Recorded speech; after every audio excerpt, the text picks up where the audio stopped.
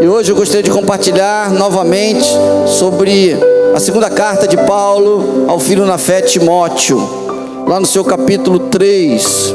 É interessante destacar que essa foi a última carta escrita por Paulo, quando ele já estava preso em Roma, pronto para ser imolado. No contexto, ele diz: combati o bom combate, acabei a carreira, guardei a fé.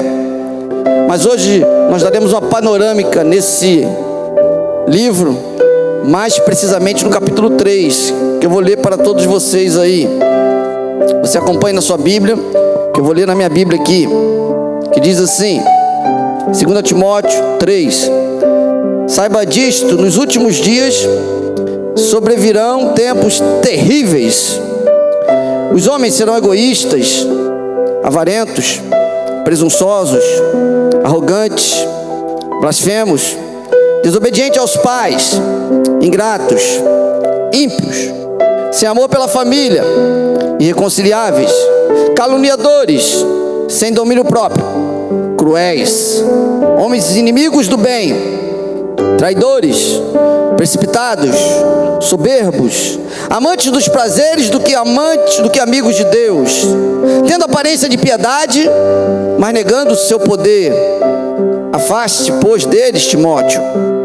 São esses os que introduzem pelas casas, conquistam mulheres instáveis, mulheres sobrecarregadas de pecados, as quais se deixam levar por toda espécie de desejos. Elas estão sempre aprendendo, mas jamais conseguem chegar ao conhecimento da verdade. Como Janes e Jambres se opuseram a Moisés, esses também resistem à verdade. A mente deles é depravada, são reprovados na fé, mas não irão longe. Porém, como no caso daqueles, a sua insensatez se tornará evidente a todos. Mas você, Timóteo, tem seguido bem de perto o meu ensino, a minha conduta, o meu propósito, a minha fé, a minha paciência, o meu amor, a minha perseverança, as perseguições, os sofrimentos que enfrentei, coisas que me aconteceram em Antioquia, em Icônio, em Listra. Quantas perseguições suportei, mas de todas essas coisas o Senhor me livrou. De fato, todos que desejam viver piedosamente em Cristo serão perseguidos. Contudo, Timóteo, os perversos, os impostores irão de mal a pior, enganando-se e sendo enganados.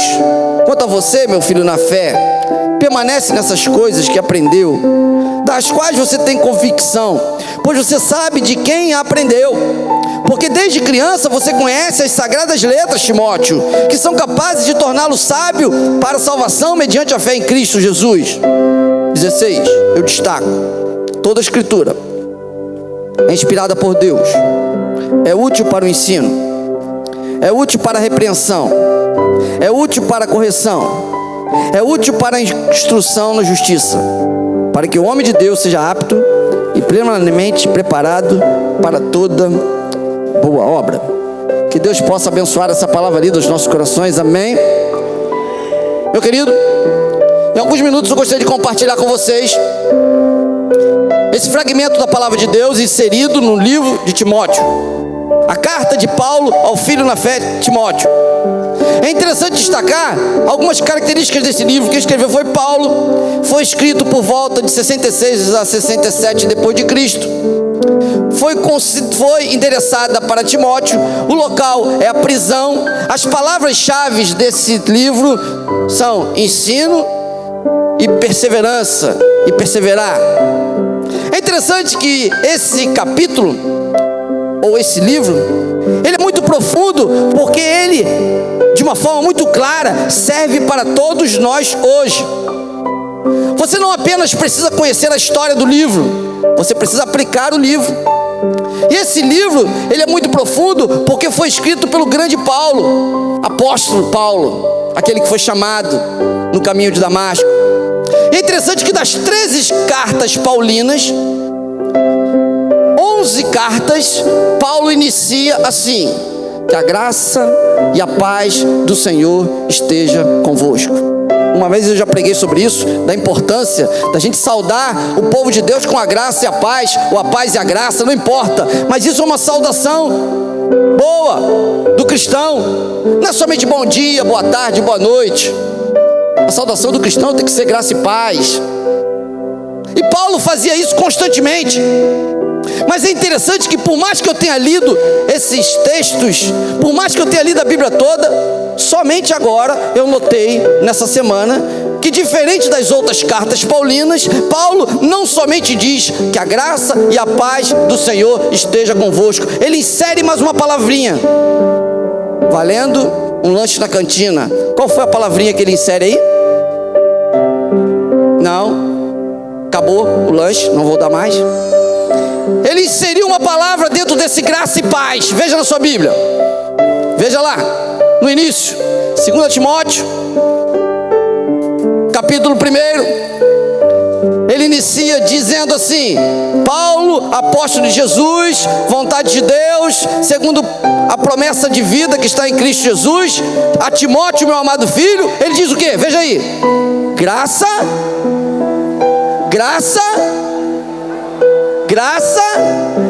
misericórdia e paz.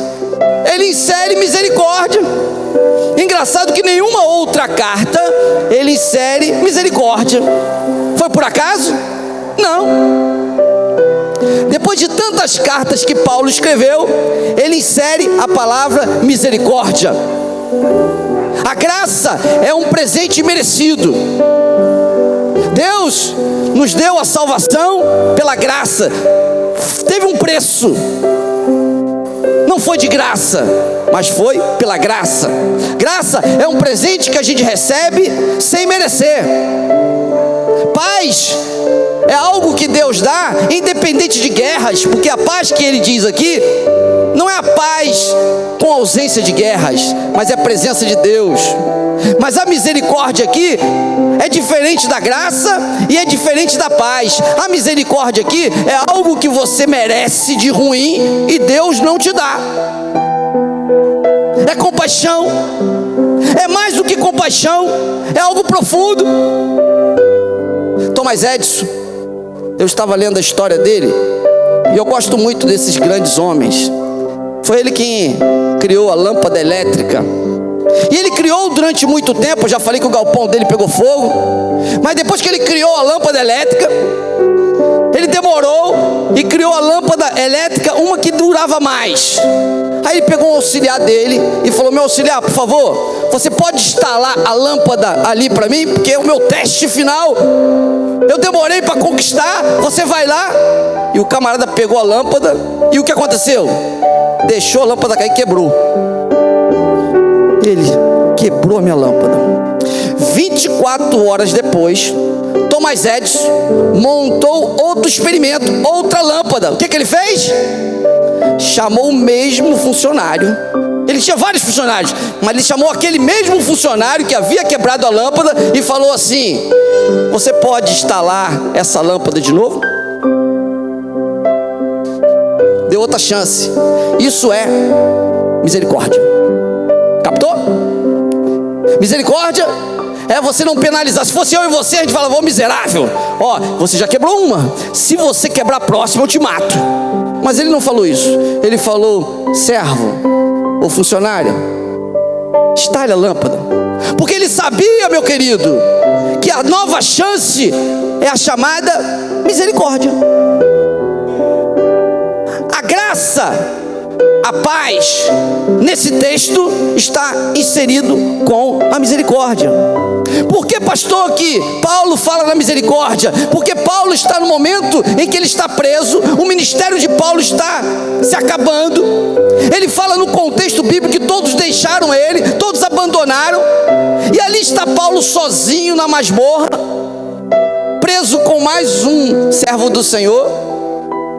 E ele, Paulo, ele começa a dizer para Timóteo: Timóteo, olha, o meu desejo é que você experimente a misericórdia de Deus.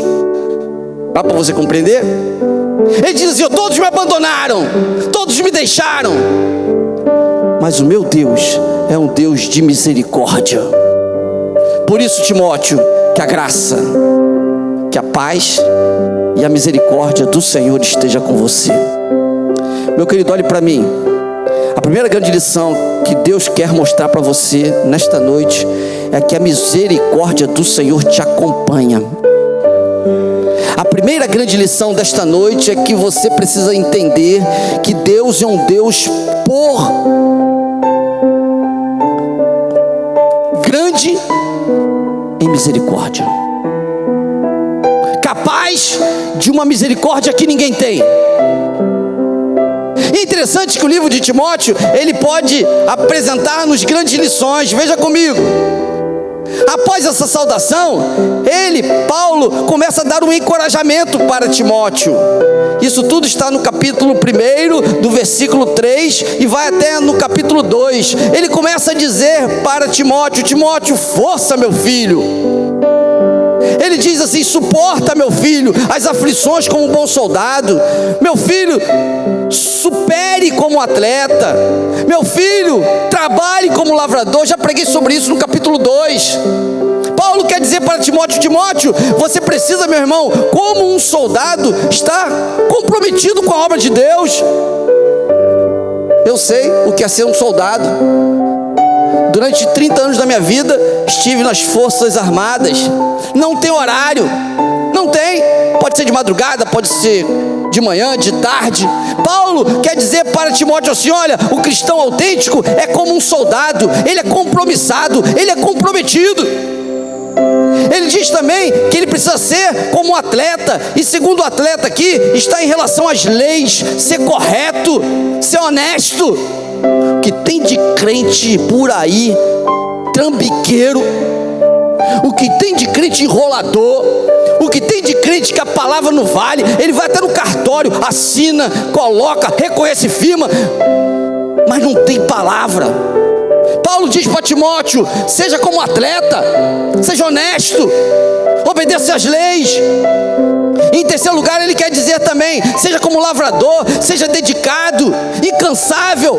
No capítulo 2, Paulo fala sobre isso. O cristão autêntico tem que ser uma pessoa como um soldado, que dá a vida. Tem que ser como um atleta, que obedece à lei. Tem que ser como um lavrador, que seja dedicado. Isso tudo é introdução para que a gente possa entender o capítulo 3 e chegar na essência, no âmago da mensagem de hoje. Você precisa compreender isso, meu querido, em nome de Jesus, porque a mensagem de hoje está justamente nesse capítulo 3, onde Paulo quer nos mostrar acerca da impiedade dos últimos dias. Nós estamos vivendo um período assim. Paulo diz no capítulo 3 desse texto: nos últimos dias vai acontecer isso. Irmãos, esses últimos dias estão acontecendo. Nós estamos num período do cristianismo em que isso aqui está acontecendo. Veja na sua Bíblia. Esse texto é autoexplicativo. Você em casa pode entender, você aqui pode entender, porque aqui, claro, ele é muito objetivo. Olha o que ele diz lá no capítulo 3, vou ler de novo: nos últimos dias acontecerão coisas terríveis. Os homens serão egoístas. Aqui quando fala homem, não é só o homem não, é o ser humano, é mulher também. Os homens serão egoístas, os homens serão avarentos. As pessoas só pensam no dinheiro. Presunçosos, arrogantes, blasfemos, desobedientes aos pais, ingratos, ímpios, sem amor pela família. Nós estamos numa época em que a pessoa não esquenta nada para a família. Hoje está com a mulher, daqui a pouco está com outra mulher, está com o namorado, está com a namorada, e não é adolescente não, é burro velho, que já era para ser maduro.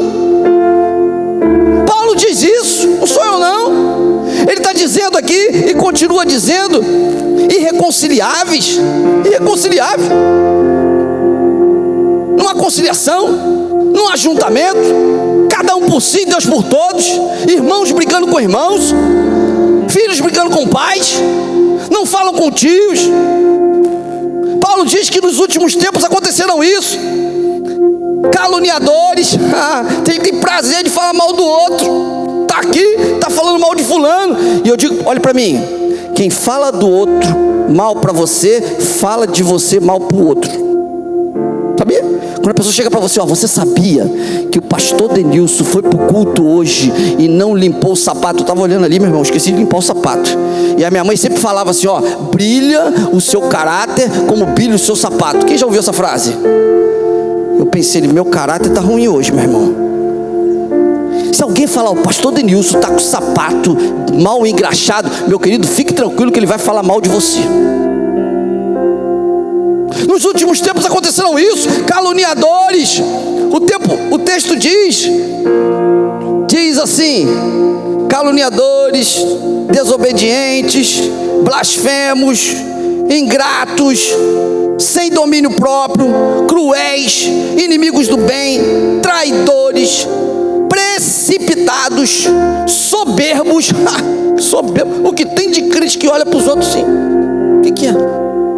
Às vezes, meu querido, eu chego para falar com uma pessoa, aí eu tenho que falar o que eu sou, porque não é possível. Eu já falei para você que eu cheguei lá para evangelizar lá no Recife, bati na porta do camarada, vem cá, meu irmão, vem cá, aceita Jesus. Ele, o que você está fazendo aí, cara? Vai trabalhar, vagabundo? Eu falei, não, meu irmão, eu estou aqui evangelizando, eu tenho meu trabalho. Vai trabalhar, rapaz, isso não é hora de ficar falando de Jesus, não. Deus quer que você trabalhe. Eu falei, não, mas eu trabalho. Ah, você trabalha? O que você é? Eu sou militar. Ele, eu sou militar. Você é o quê? Eu sou capitão. Ele, eu sou subtenente. Eu, meu Deus. Aí ele, o senhor é capitão? Entra na minha casa, vamos lanchar, vem cá. Só me tratou bem porque eu era superior a ele, mas baixou a bola dele. Tem gente que só assim, só acha tempo para olhar as pessoas de cima para baixo. Meu querido, você vai para a cova como eu. Todos nós somos iguais. Olha para o seu irmão e diga, meu irmão, você é como eu, é pó. Soberbos, arrogantes, inimigos. Aqui diz, amante dos prazeres que amigos de Deus. Tem gente que gosta mais das coisas. Meu irmão, tem gente que rebola. Eu fico olhando, esse camarada rebola como assim, cara? Não é possível. Cheio de ginga. Você está aprendendo isso com quem? Como é a sua vida? Amante do mundo do que amante das coisas de Deus. Paulo declara isso, meu querido, que nos últimos tempos aconteceram isso. Eu estou notando que isso está acontecendo. E eu estou preocupado se isso está chegando para a igreja aqui também. Mas nós precisamos, em nome de Jesus, vacinar contra isso, amém? Quando o país está passando por um surto de sarampo, o que se faz? Vacina todo mundo. Paulo começa a mensagem dizendo misericórdia de Deus. Depois ele inicia dizendo lá, meus queridos, olha, vocês precisam ser como militar, compromissados, vocês precisam como atleta, honestos, vocês precisam ser como lavrador, dedicados. Aí depois ele começa de pouquinho em pouquinho dizendo assim, olha, meus queridos, está acontecendo um tempo difícil, esse tempo está chegando, abre o olho, as pessoas estão na igreja, mas não são transformadas. As pessoas estão frequentando, soberbas, deixando a família, amigo dos prazeres. Aí Paulo não para por aí, porque Paulo amava Timóteo, era filho na fé, e ele começa no contexto a dar algumas vacinas para Timóteo, dizendo, Timóteo, há necessidade de uma mudança, não pode ficar assim. Aí você vai ver que essa vacina, ela começa justamente no capítulo 3, a partir do versículo 10. O autor diz assim, recomendações, que na verdade, são orientações. Eu me lembro de um seminarista, que ele pregava, mas de repente ele fez seminário, e ele, depois que terminou o seminário, ele foi convidado pelo pastor para pregar. Aí ele chegou na igreja, pegou a Bíblia dele, agora ele é seminarista, né? Antes ele não era. Pegou a Bíblia dele, saiu de lá, foi lá, botou, parecia um general lá na frente, toda autoridade lá na frente pregando. Meu irmão, foi um fiasco. Ele disse que parecia que ele estava sozinho, que Deus não tinha estado com ele. Ele ficou preocupado. Ele ficou tão triste tão triste que não queria nem receber as pessoas no final do culto. Mas o pastor insistiu e falou: meu filho, vamos lá comigo. Na saída ele ficou cabisbaixo ali, todo mundo passando, e ele cabisbaixo. Aí um senhor de cabelo branco passou por ele, deu um abraço nele e disse assim: meu querido, se você tivesse entrado do jeito que você saiu, você teria saído do jeito que você entrou. Ele entrou achando que podia, mas saiu vendo que sem Deus não adianta preparação, não adianta nada. Paulo, ele quer mostrar pra gente que na obra do Senhor a gente tem que ter uma visão diferente do mundo. Porque no mundo o bom é aquele que está no WhatsApp, aquele que está no Face todo bonitinho. No mundo o bom é aquele que tem uma maçãzinha, né? Eu não tinha dinheiro para comprar um computador da Apple. Aí eu comprei uma maçãzinha e coloquei no meu computador lá. Aí a menina: pai, que isso? Eu falei: eu não posso comprar aquele, eu coloco esse, porque todo mundo quer mostrar que tem. Mas era uma maçã toda torta, para mostrar que eu não estou nem aí. O que Paulo quer mostrar para a gente? Que a gente tem que se vacinar contra esse mundo. Você está nesse mundo, mas não pode conviver com o mundo. Romanos 12 diz: e não vos conformeis com esse mundo, mas transformai-vos. O texto bíblico da vacinação é a essência do capítulo 3, lá no seu versículo 16. Veja comigo, o que ele diz lá? No verso 10: segue de perto o meu ensino, segue a minha conduta, segue o meu propósito, segue a minha fé, segue a minha paciência, segue o meu amor, segue a minha perseverança, segue as minhas perseguições, segue o meu sofrimento que enfrentei. Paulo olha para Timóteo e falou assim: meu querido, a vacinação é você olhar para mim e ver que a minha vida, embora preso, embora sofrida, mas é uma vida abnegada, é uma vida de renúncia, é uma vida de felicidade. Por isso ele diz no finalzinho: combati o bom combate, acabei a carreira, guardei a fé. Paulo começa a vacinar o filho na fé, Timóteo, dizendo: meu querido, aquilo que o mundo avalia não é o que Deus avalia.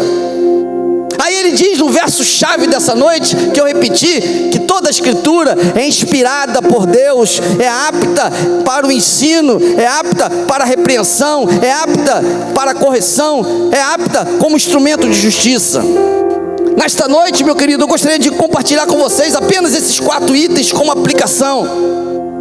O grande remédio para você viver nesse mundo de forma diferente é você ter a escritura como a sua regra de fé e prática.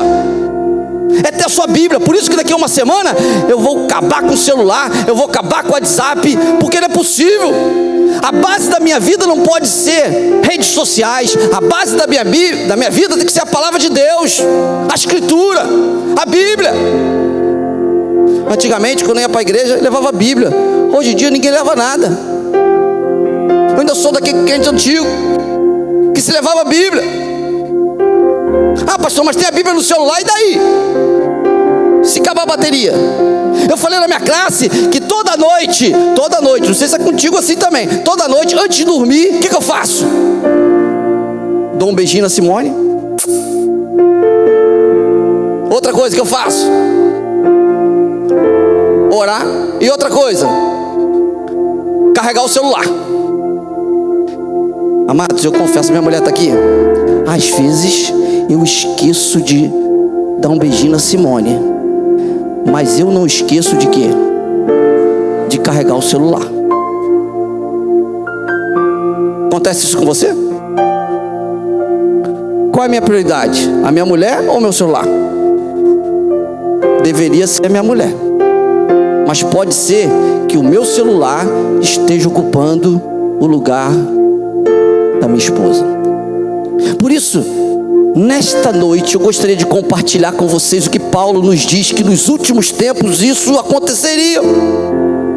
E você, meu querido, tem que entender que essa escritura que você tem na mão é útil para o ensino, para o aprendizado. Você precisa aprender a Bíblia, você precisa conhecer a Bíblia.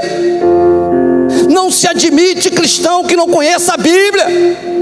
Se você não conhece a Bíblia, você não é cristão. Ah, pastor, eu aceitei a Jesus, joia. Mas a partir de agora você tem que avançar, tem que desenvolver. Aprendizado da palavra de Deus é um grande remédio ou uma vacina contra essas questões aqui. A palavra de Deus diz: toda a escritura é apta para o ensino. Esse ano, na Chema, é o ano do ensino. Nós estamos apelando, irmãos, estamos dando até café da manhã para a pessoa vir domingo de manhã aqui. Sabe o que é isso? Lá no céu, na prestação de contas, já falei, cada um vai ser chamado de vocês aqui, eu vou estar lá do lado. Aí o Senhor Jesus com Pedrão, que corta a orelha, está do lado assim, vai falar assim: vem cá, por que você não aprendeu a Bíblia? Aí você vai ficar com aquela cara de tacho, e eu vou falar assim: ó, eu ainda dei café da manhã para ele não quis. Eu fiz isso, fiz aquilo, porque eu vou tomar chicotada também. Em Hebreus fala: orai pelos vossos pastores, para que na prestação de contas o façam com alegria e não gemendo. Meu irmão, por isso não tomo chibatada não. Eu falo: Pedro, ó, essa vez eu não tomo chibatada não, porque eu dei café da manhã. Mas ainda tem gente que não quer aprender da palavra de Deus, não tem tempo. Toda a escritura é apta para o ensino, depois para a repreensão. Repreensão quer dizer exortação, admoestação. Eu não vou errar nisso, nesse tempo que nós estamos vivendo, porque a palavra de Deus é para exortar, para admoestar. Você não está aqui para receber um refresco, você está aqui para aprender, para ajustar. Todo dia de manhã, quando nós acordamos no domingo, o Bruno está lá em São Paulo, Simone liga para o Bruno e fala: e aí, meu filho? Ele vira as noites estudando, mas domingo de manhã, Simone liga: e aí, filho? Mamãe, estou acordando. Já se arrumou para ir para a escola dominical aí? Ah, eu estou cansado. Legal, é bom. Vai cansado para a igreja. Exortação, ensino. Ah, filhinho, tadinho dele, deixa o menininho dormir. Quem vai acordar no futuro seu filho, imagine quem vai ser. Exorte. A palavra de Deus está aí para exortar. Toda a escritura é apta para o ensino, para a repreensão e para a correção. Repreensão diferente de correção, é porque repreensão é a admoestação. A correção é a reparação. Quantos aqui, na verdade, receberam uma surra quando eram meninos? Hoje não pode fazer isso não, né? Mas quantos apanharam como o pastor Denilson aqui? Pode baixar, vamos lá. Com régua, quem apanhou com régua? Não apanhou não? Eu já apanhei. Vamos ver com palmatória. Rapaz, tem gente velha aqui. Dinossauro, pode baixar. Chinelo, havaiana, aquela que dói pra caramba, pode baixar. Agora quero ver com cinto. Meu irmão, ó, que show. Legal. Com vara de goiaba, goiabeira. Rapaz, ó, meu irmão, isso dói, cara. Alguém morreu aqui? Não? Foi bom ou não foi? Agora você fala, né? Mas, meu querido, a correção faz parte da nossa vida. É melhor sofrer com uma vara do que com outra coisa. Eu lembro que a minha mãe, eu falei aqui de manhã para o pastor Rubem, que a minha mãe falou assim: olha, o meu filho, ele vai ser grande e forte. Olha que mulher de fé. Todo dia eu tomava óleo de fígado de bacalhau, emulsão de Scott. Quem tomava esse troço aí? Meu irmão, o troço é ruim. É ruim. E ela: não cospe não, senão tu vai apanhar.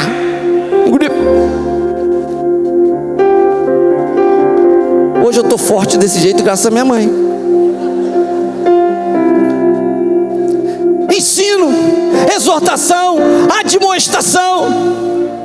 Eu passei domingo passado aqui, meu querido, na igreja, só dando eu não falei isso domingo passado para a pessoa não ficar constrangida, mas tinha um montão de filho de cristão aqui com celular. Ah, pastor, é a única forma de deixar meu filho quietinho com o celular. Minha querida, meu querido, você está estragando o seu filho. Eu tenho celular desligando aí agora. Admoestação, orientação. A escritura é apta para o ensino, é apta para a repreensão, para a correção e para instrumento de justiça. Instrumento de justiça é legalidade. querido, Deus é um Deus justo. Deus é um Deus bom, que prima pelo que é certo, mas Ele é misericordioso. Às vezes nós queremos a nossa justiça, mas olhe para mim, a justiça de Deus é diferente da sua justiça. Por isso a Escritura, ela vai nos mostrar isso. Ela vai nos mostrar que uma pessoa que comete um montão de crime, que delito, se ela entregar sua vida a Jesus, ela passa a ser uma nova criatura. É o próprio Paulo que era assim, e agora nos ensina.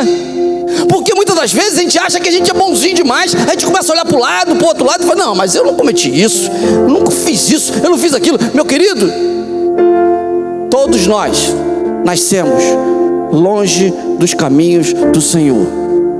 Por um homem veio o pecado, Adão, e por um homem veio a salvação em Cristo Jesus.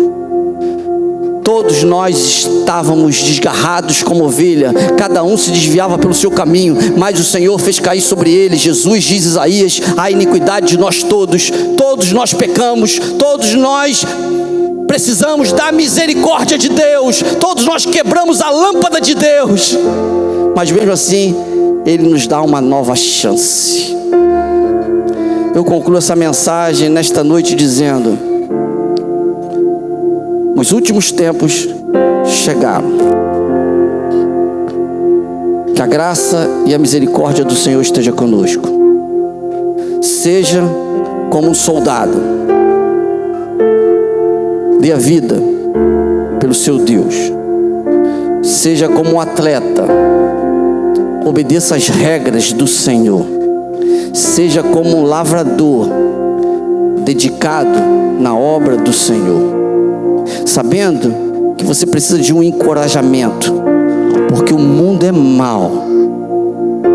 O pecado está batendo a porta de todos. Nós estamos no mês, setembro, do suicídio, do combate ao suicídio, não é do suicídio, do combate. Mais um pastor se matou. Esse pastor que se matou é o pastor do meu sobrinho Tardelli, lá do Rio Grande do Sul. Mais perto de nós do que nós imaginamos. Um homem que pregava nos púlpitos, um jovem de um potencial tremendo. Não dá para imaginar o fato, coisa é que estamos nos últimos tempos. Pessoas estão estão longe de Deus, estão dentro das igrejas, mas não estão sendo transformadas de forma genuína. A grande vacina para tudo isso é Escritura, Bíblia neles. É interessante que quando Satanás ele tentava Jesus, ele sempre tentava com a palavra. Dá para imaginar Satanás lá. A Bíblia diz que se você mandar, essa pedra se torna em pão. Aí Jesus: não, na sua Bíblia diz, mas na minha Bíblia autêntica, dentro do contexto, diz que nem só de pão o homem viverá. Aí Satanás: mas na Bíblia diz que se você lançar aqui, os anjos vão te... Deve ter falado Salmo 91. Aí Jesus: não, na sua Bíblia diz isso, mas na minha Bíblia diz que não devemos tentar o Senhor Deus. Aí Satanás: olha, se você se prostrar, a Bíblia diz, se você se prostrar, não. A Bíblia diz que somente a Deus eu devo prestar adoração e culto. Meu querido, Satanás, o mundo conhece a palavra. E você? Está preparado? E você? Está como um bom soldado? Está como um atleta? Como um lavrador? No mundo mal, ensinando, exortando, repreendendo e vivendo a justiça de Deus?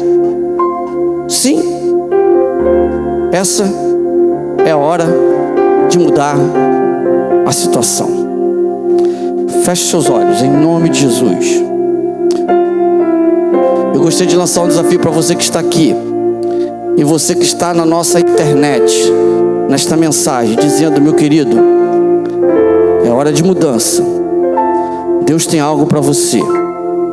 Você não pode viver do jeito que você está vivendo. Você precisa ser diferente. Você precisa ser um cristão autêntico. Se você fizer isso, certamente Deus vai aprová-lo. E você vai poder falar como Paulo: prossigo para o alvo da soberana vocação que está em Cristo Jesus, meu Senhor. Hoje é o teu dia. É chegada a tua hora. Que Deus te abençoe.